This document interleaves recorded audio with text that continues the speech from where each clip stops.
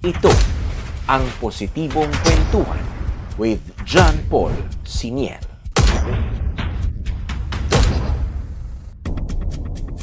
Prior ning abot si Presidente BBM, niingon si Congressman Alan Duhali sa ako, there's this program under DSWD, Emergency Cash Transfer Program. So, kaning Emergency Cash Transfer Program, in cases of calamity, pwede gyud ni siya, kumaga, mo ni ang programa na gamiton sa gobyerno para makahatag yun dayon og immediate na assistance sa tao in terms of cash.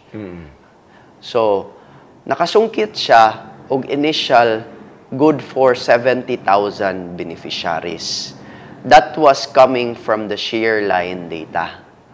Kaya na-finalize naman to, pila ang affected yun sa Shareline. 70,000. So, a total of 697 million. So, nalipay ko. At how much per... 9,960 pesos per beneficiary, which would be equal to per family man ang amo ang kwentada ni Ana.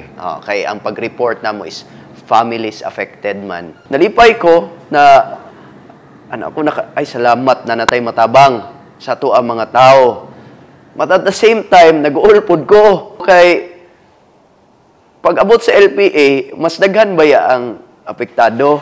Mas daghan ang apektado. So, ko na maybe this is the opportunity since naaman ang President na i-raise up na ko ni na concern mo ni ang isa yun ako ang tagaan ng focus. Kaya para makapangayo pa ko og additional. Ito ang Positibong Kwentuhan with John Paul Siniel.